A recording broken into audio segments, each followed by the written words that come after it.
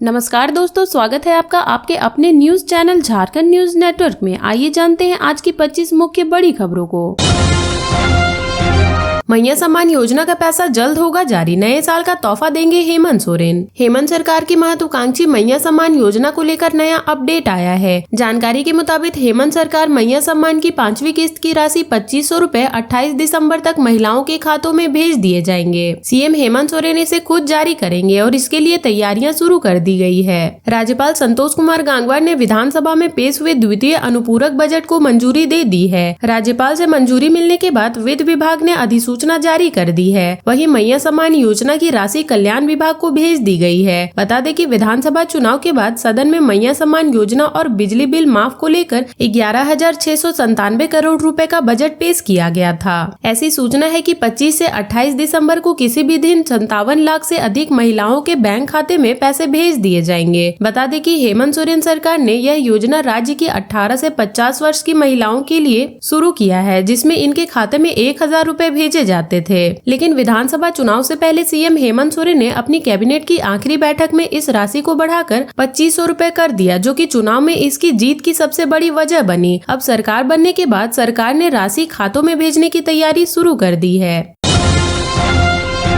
Action में झारखंड सरकार, केंद्र सरकार की इस बैठक में हेमंत के मंत्री उठाएंगे बकाया 1,36,000 करोड़ का मुद्दा। हेमंत सरकार और केंद्र सरकार के बीच कोयला कंपनियों की रॉयल्टी का विवाद बढ़ता जा रहा है। अब झारखंड के वित्त मंत्री राधाकृष्ण किशोर इस मुद्दे को जीएसटी काउंसिल की बैठक में केंद्र सरकार के सामने उठाने वाले हैं। झारखंड सरकार ने केंद्रीय प्लेटफॉर्म में मजबूती से ये मुद्दा रखने का मन बना लिया है। इसके लिए वह राजस्थान रवाना हो गए हैं। बता दें कि राजस्थान के जैसलमेर में बैठक 21 और 22 दिसंबर को हो सकती है। इस बैठक में देश भर के वित्त मंत्री जुटेंगे। कोयला कंपनी केवल कोल ढुलाई की रॉयल्टी देती है, लेकिन कायदे से उन्हें प्रोसेस्ड कोयला का भी रॉयल्टी देना चाहिए, जो कि वो नहीं देती। हेमंत सोरेन ने इस मामले को लेकर लगातार केंद्र सरकार और बीजेपी पर हमलावर है। हेमंत लगातार सोशल मीडिया पर केंद्र सरकार को घेरे रहते हैं और उनसे पैसे की मांग कर रहे हैं। हेमंत सोरेन ने इस दौरान झारखंड बीजेपी के नेताओं को भी मदद की गुहार लगाई है और कहा कि वह इस मामले में झारखंड की हितों के साथ खड़े हो जाएं।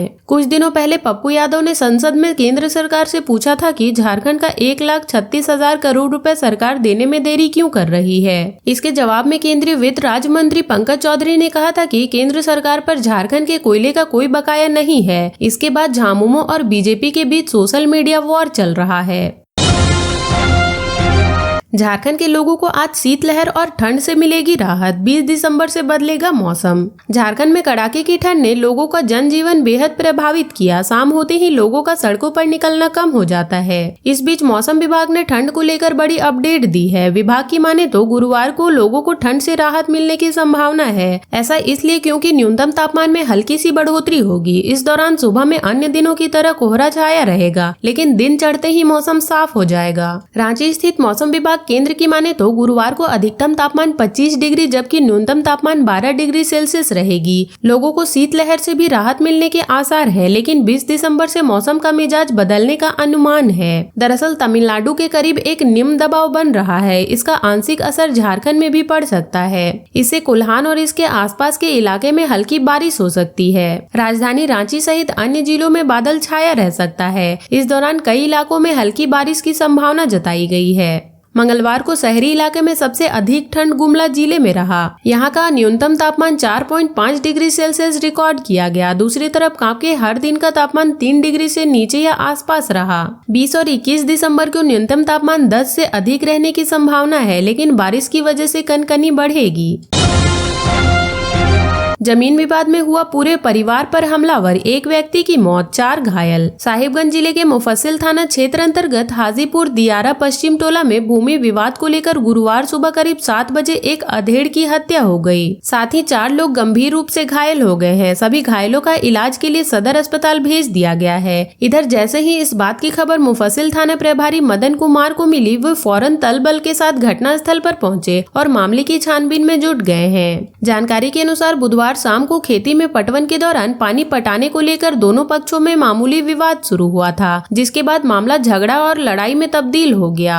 मौके पर मौजूद लोगों ने दोनों तरफ के लोगों को समझा बुझाकर मामला शांत करा दिया था, लेकिन बदले की भावना सुलग रही थी और दूसरे दिन अहले सुबह ही एक पक्ष के लोगों ने धारदार हथियार से हमला कर दिया। मृतक की पहचान हाजीपुर निवासी भूप नारायण रजक के रूप में हुई है। इस हमले में परिवार के अन्य 4 लोग घायल हो गए हैं। घायलों की पहचान मृतक के पुत्र चीकू रजक, ओम प्रकाश रजक, धर्मेंद्र रजक और मृतक की पत्नी सरिता देवी के रूप में हुई है। इनमें से 2 घायलों को साहेबगंज सदर अस्पताल भेज दिया गया है, जबकि 2 गंभीर रूप से घायलों को पीरपौंती सदर अस्पताल के हायर सेंटर रेफर किया गया है। इधर घटना की खबर पाते ही सदर एसडीपीओ किशोर तिर्की घटना स्थल पर पहुंचे और मामले की पड़ताल में जुट गए हैं।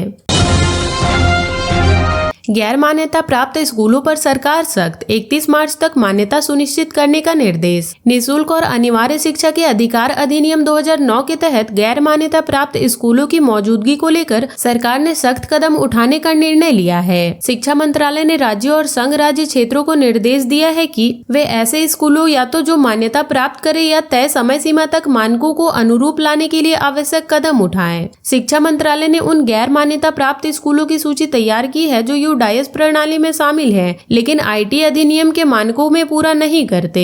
यह कदम राज्य और संघ राज्य क्षेत्रों को कार्रवाई के लिए स्पष्ट दिशा देने के उद्देश्य से उठाया गया है। धनबाद रेल मंडल में ऊर्जा संरक्षण पर हो रहा काम। धनबाद रेल मंडल के सभागार में बुधवार को ऊर्जा संरक्षण पर सेमिनार का आयोजन किया गया। इसमें पूर्व मध्य रेल हाजीपुर प्रधान मुख्य वाणिज्य प्रबंधन शिव कुमार प्रसाद, डीआरएम कमल किशोर सिन्हा, अपर मंडल रेल प्रबंधन अमित कुमार आदि मौजूद थे। इस दौरान ऊर्जा संरक्षण पर किए गए पहल की जानकारी साझा की गई। ऊर्जा संरक्षण का उद्देश्य अपशिष्ट को कम करना, संसाधनों को बचाना और पर्यावरण पर पड़ने वाले प्रभाव को कम करना है। गैर नवीकरणीय संसाधनों जैसे कोयला, पेट्रोलियम उत्पादों की कमी को कम करना, ऊर्जा सुरक्षा को बढ़ाना, पर्यावरण संरक्षण, आर्थिक लाभ हो। पेंट्री कार एजेंसी पर लगा जुर्माना, मैनेजर टर्मिनेट। धनबाद स्टेशन में आईआरसीटीसी टीम के साथ हुई मारपीट को लेकर बुधवार को IRCTC regional manager Rakesh Kumar समेत अन्य अधिकारी धनबाद पहुंचे।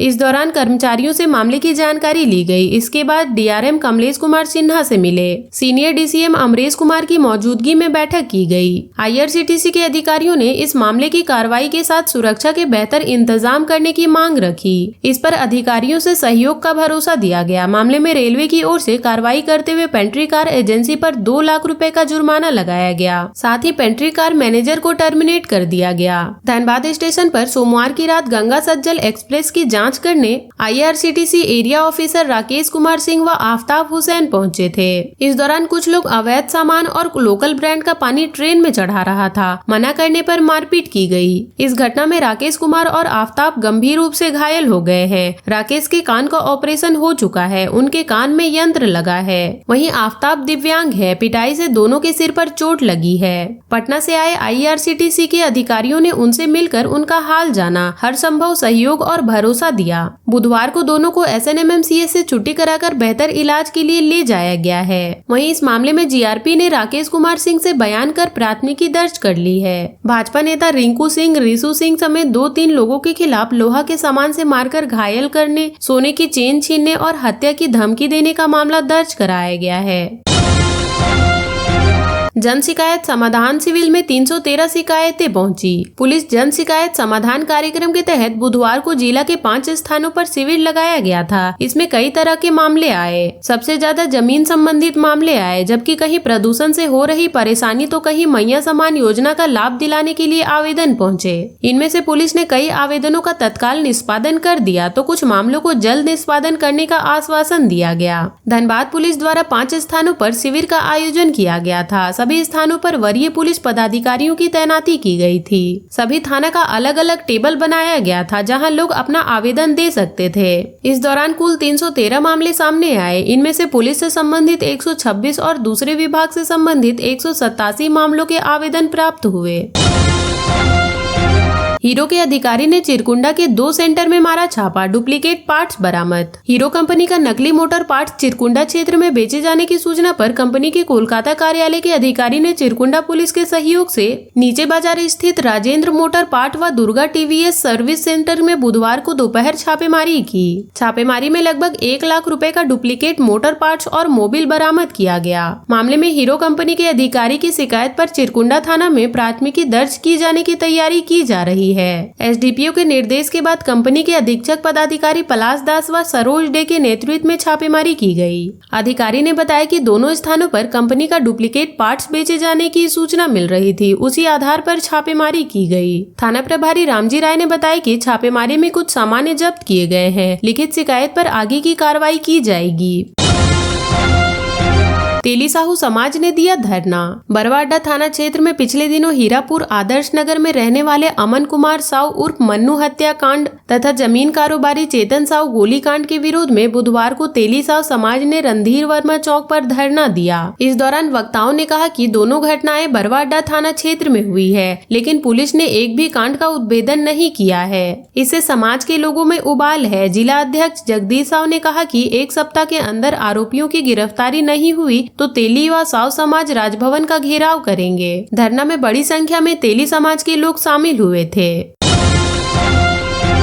झारखंड में कहर बरसाएगी ठंड, मौसम विभाग ने जारी किया येलो अलर्ट। झारखंड में कड़ाके की ठंड पड़ने से जनजीवन अस्त व्यस्त हो गया है। पूरे राज्य में शीतलहर का प्रकोप जारी है। इस बीच मौसम विभाग के अनुमान के मुताबिक राज्य के कई इलाकों में 20 और 21 दिसंबर को हल्के से मध्यम दर्जे की बारिश के साथ घना कोहरा छाया रहेगा। मौसम विभाग ने कोहरे और ठंड का येलो अलर्ट जारी किया है। झारखंड में 20 और 21 दिसंबर को बारिश के साथ कोहरे की चेतावनी मौसम विभाग ने जारी की है। इसके बाद मौसम साफ रहेगा, लेकिन सुबह में कोहरा छाया रह सकता है। बारिश के बाद एक बार फिर पारा नीचे जाएगा, जिससे ठंड में वृद्धि होगी। मौसम विभाग ने संथाल परगना, कोल्हान और पलामू प्रमंडल में घने कोहरे को लेकर येलो अलर्ट जारी किया है। मौसम विभाग की माने तो राजधानी रांची, गुमला, लातेहार, लोहरदगा, रामगढ़, हजारीबाग, कोडरमा, चतरा, पलामू और गढ़वा में 20 दिसंबर को कोहरा छाया रहेगा, तो वहीं 21 दिसंबर को गोड्डा, दुमका, देवघर, जामताड़ा, साहेबगंज, सरायकेला खरसावा, पश्चिमी सिंहभूम और पूर्वी सिंहभूम में कोहरा छाया रहेगा। इस दौरान आसमान में बादल भी छाए रहने का अनुमान है। अगर पिछले 24 घंटे की मौसम की बात करें तो गुमला में सबसे अधिक ठंड पड़ी। गुमला का न्यूनतम तापमान 5.8 डिग्री सेल्सियस रहा, तो वहीं सरायकेला का तापमान सबसे अधिक रहा। यहाँ का अधिकतम तापमान 29.8 डिग्री सेल्सियस रहा। राजधानी रांची में 9.4 डिग्री, जमशेदपुर में 11.5 डिग्री, डाल्टनगंज में 8.6 डिग्री न्यूनतम तापमान रहा।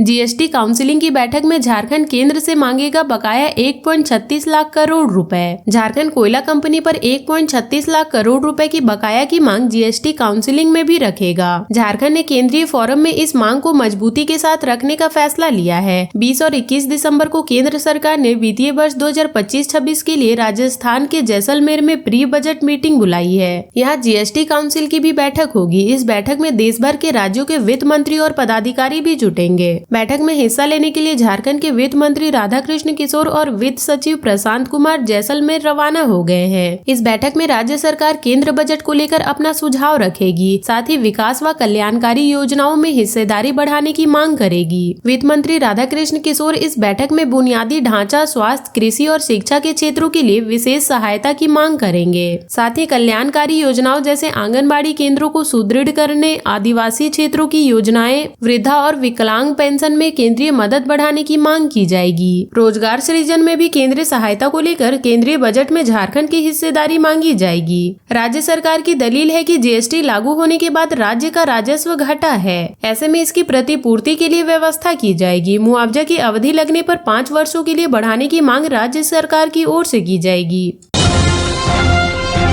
हाईकोर्ट ने सीजीएल परीक्षा पेपर लीक मामले में ब्लैकलिस्ट की गई एजेंसी का रिव्यू पिटीशन खारिज किया। सीजीएल परीक्षा 2023 के तहत 28 जनवरी 2024 को ली गई परीक्षा के पेपर लीक मामले को लेकर परीक्षा लेने वाली एजेंसी को काली सूची में डालने के मामले में राहत नहीं मिल पाई है। झारखंड हाईकोर्ट ने परीक्षा agency Set Wet Infosys private limited की ओर से दायर रिव्यू पिटीशन का अपना फैसला सुनाया है। जस्टिस सुजीत नारायण प्रसाद व जस्टिस नवनीत कुमार की खंडपीठ ने रिव्यू पिटीशन को यह कहते हुए खारिज कर दिया कि आदेश की रिव्यू की कोई जरूरत नहीं है। पूर्व के मामले की सुनवाई पूरी होने के बाद खंडपीठ ने अपना फैसला सुरक्षित रख लिया था। इससे पूर्व प्रार्थी की ओर से वरीय अधिवक्ता अजीत कुमार ने काली सूची में डालने के झारखंड कर्मचारी चयन आयोग के अधिकारी को चुनौती देते हुए 24 अप्रैल 2024 के आदेश को गलत बताते हुए निरस्त करने का आग्रह किया। बताया गया कि काली सूची में डालने के पूर्व एजेंसी का पक्ष नहीं सुना गया। 3 वर्ष तक काली सूची में डालने का आयोग को अधिकार नहीं है। उन्होंने कोर्ट के पूर्व के आदेश की समीक्षा करने का आग्रह किया।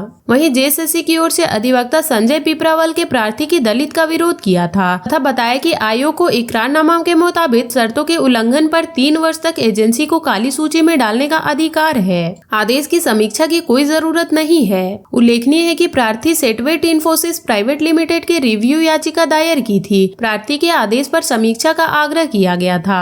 पूर्व में कोर्ट ने परीक्षा लीक मामले में कंपनी सेटवेट इन्फोसिस को डिबार करते हुए 3 साल के लिए काली सूची में डालने के लिए जेएसएससी के आदेश को सही ठहराते हुए एजेंसी की याचिका को खारिज कर दिया था। जेएसएससी की ओर से सेटवेट इन्फोसिस प्राइवेट लिमिटेड ने सीजीएल 2023 के तहत 28 जनवरी 2024 को परीक्षा का आयोजन किया था, जिसमें प्रश्न पत्र लीक के आरोप में अभ्यर्थियों के विरोध के बाद आयोग ने उक्त परीक्षा रद्द कर दिया था।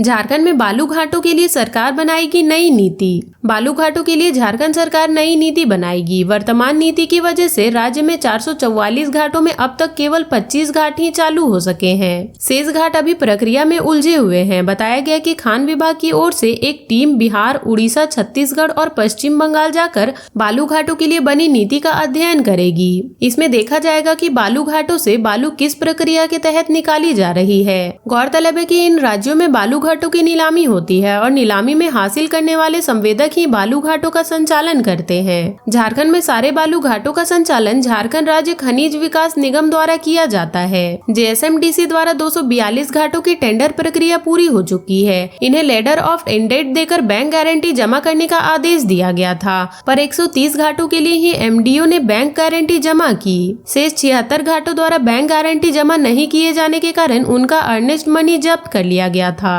130 घाटों में 40 घाट ही ऐसे हैं जिन्हें पर्यावरण स्वीकृति मिल चुकी है, पर सीटी और सीटीए के कारण ये चालू नहीं हो सके हैं। केवल 2019 में ही नीलामी हो चुके 25 बालू घाट ऐसे हैं जो चालू हैं और उनसे ही बालू की आपूर्ति जेएसएमडीसी द्वारा की जाती है।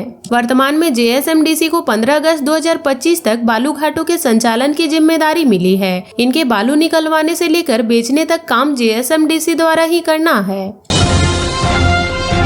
हाथियों का आतंक तीसरे दिन भी जारी, किसानों की फसलों को किया बर्बाद। वन विभाग के अधिकारी व ग्रामीणों की सहजता के कारण हाथियों का झुंड गांव में प्रवेश नहीं कर पाया, लेकिन धान और आलू खाने के अलावा खेतों में उग रही गेहूं की फसल को भी रौंद कर बर्बाद कर दिया। इस संबंध में आजसू नेता बबलू यादव ने बताया कि बीते मंगलवार देर शाम 32 हाथियों का झुंड सरिया जंगल से निकलकर बिरनी प्रखंड के बाराडी पंचायत के नीमा सिंघा ताराटाड़ प्रवेश कर गया। ग्रामीण पूर्व से ही हाथियों के आने को लेकर सहज था। हाथियों के झुंड गांव में प्रवेश करते ही ग्रामीण व वन विभाग के अधिकारी के सहयोग से उक्त जगह से खदेड़ दिया गया। वहां से हाथियों का झुंड चितनकारी आ गया, जिसके बाद वहां से भी हाथियों को कड़ी मशक्कत के बाद खदेड़ दिया गया। अभी हाथियों के झुंड को झरकी जंगल में प्रवेश करा दिया गया है। वन विभाग पूर्वी व वन प्रमंडल फॉरेस्ट सागर विश्वकर्मा ने बताया कि हाथियों के झुंड के साथ उनके बच्चे भी शामिल हैं। इस कारण उनके साथ ज्यादा छेड़छाड़ करना उचित नहीं है। ऐसा करने पर हाथी ज्यादा उग्र हो सकते हैं। हालांकि उनके नेतृत्व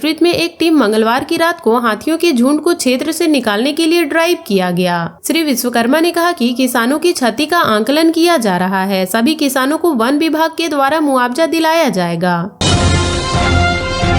भाजपा आवाज करे बुलंद, नहीं तो हकमारी में उनकी भी होगी सहभागिता। रांची कोल कंपनियों पर 1.36 लाख करोड़ रुपए बकाया के मुद्दे पर मुख्यमंत्री हेमंत सोरेन दूसरे दिन भी भाजपा पर हमलावर रहे। उन्होंने सोशल मीडिया में पोस्ट कर कहा कि झारखंड वासियों के हक में इस बकाया राशि का 1-1 रुपए का विस्तृत ब्रेकअप केंद्र सरकार को कई बार भेजा जा चुका है। फिर भी भाजपा सरकार द्वारा इसे लगातार नकारना हमारे अधिकारों पर किया जाने वाला एक कुंठित प्रयास है। हम इसे होने नहीं देंगे। झारखंड भाजपा अगर इस मुद्दे पर हम झारखंड वासियों के साथ अपनी आवाज बुलंद नहीं करती है तो यह साफ माना जाएगा कि इस हकमारी में उनकी भी बराबरी की सहभागिता है। और अब तक के लिए इतना ही। ऐसे ही वीडियोस के लिए लाइक, शेयर एंड सब्सक्राइब करें और जुड़े रहे झारखंड न्यूज नेटवर्क से।